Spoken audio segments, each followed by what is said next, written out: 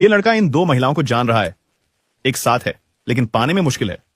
वह जोर देती है कि उसे लेने के लिए जाओ, दरवाजे खोलो उसके लिए। बिल, वह आखिरी मिनट की तारीखें स्वीकार नहीं करती और संदेशों का जवाब देने में बहुत समय लेती है। दूसरी महिला, नौ, वह ये खेल नहीं खेलती। वह बिल्स बांटती है, तुरंत संदेशों का जवाब देती है और कभी कभी आखिरी मिनट की योजनाएं बनाती है और कभी कभी अपनी गाड़ी में उसे लेने भी जाती है। 2 हफ्तों के बाद वह एक को मैसेज करना बंद कर देता है और दूसरी के साथ गंभीर होना चाहता है। वह पूरे दिन उसके बारे में सोचता रहता है। आप कह सकते हैं कि वह थोड़ा जुनूनी है। आप कौन सी महिला को चुनेंगे? आप सोचते हैं उसने किसे चुना? यह ज्यादातर लोगों के लिए स्पष्ट नहीं हो सकता है, लेकिन एक मनोवैज्ञानिक अवधारणा है जिसे संज्ञानात्मक असंगति कहा जाता है, जो इसे अनुमान लगाना आसान बनाती है। मुझे समझाने दें। इस प्रयोग में वे प्रतिभागियों से बोल्ट पर एक नट को आगे पीछे घुमाने के लिए 1 घंटे तक कहते हैं। वास्तव में बहुत उबाऊ कार्य। अंत में वे आधे प्रतिभागियों को $1 देते हैं और दूसरे आधे को $20 और प्रयोगकर्ता से पूछता है, आप इस कार्य को मजेदार कहने की कितनी संभावना रखते हैं?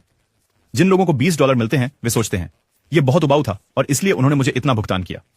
यह समझ में आता है यह उबाऊ है, इसलिए बड़ी राशि का भुगतान किया गया। वे सीधे पैसे बुरे इस मजेदार कहने की संभावना कम रखते हैं। अब जिन लोगों को $1 मिला है, उनके पास एक तरफ यह बोरिंग काम है और दूसरी तरफ यह तथ्य है कि उन्हें $1 मिला।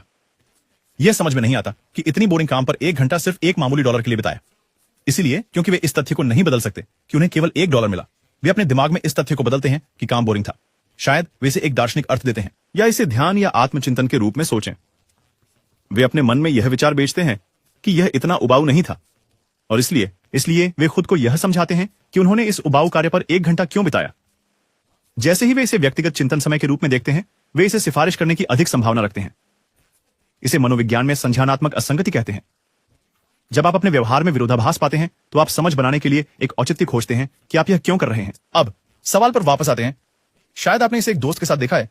आप अपने दोस्त से पूछते हैं, यह बदसूरत आलसी व्यसनी आपके ऊपर इतना प्रभाव कैसे डाल सकता है? कैसे यह 7 तुम्हें, एक 9 को इतना पकड़े हुए है?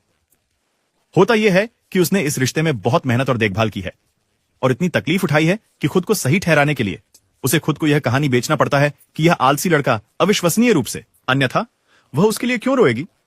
किसी ऐसे पर भावनात्मक रूप से निवेश क्यों करें जो इसके लायक नहीं है? आप खुद से कहते हैं, चूंकि मैंने इतनी मेहनत की है, यह व्यक्ति अविश्वसनीय होना चाहिए। संज्ञानात्मक असंगति आपके द्वारा की गई मेहनत के स्तर को देखती है और आपके दिमाग में उस व्यक्ति के मूल्य को उससे मेल कराने के लिए बढ़ा देती है। सवाल का जवाब, क्या मुश्किल से हासिल होने का नाटक काम करता है? हाँ, यह काम करता है। और जबकि यह एकमात्र कारक नहीं है और परिपक्व लोग आसानी से इस पर नहीं फंसते। निश्चित रूप से हर चीज को दूसरे के लिए आसान बनाना सबसे अच्छी रणनीति नहीं है। लोग अक्सर उन चीजों की कद्र नहीं करते जो उन्हें बिना मेहनत के मिल जाती हैं। वह धोखा खा गया और उसके प्रति आसक्त हो गया दूसरे 11 जो मुश्किल से मिलता है, और उसने 9 को छोड़ दिया जिसने उसका अच्छा ख्याल रखा। मेरी सलाह उसे और स्वयं को यह है कि हमेशा याद रखें कि हर कठिन चीज मूल्यवान नहीं होती।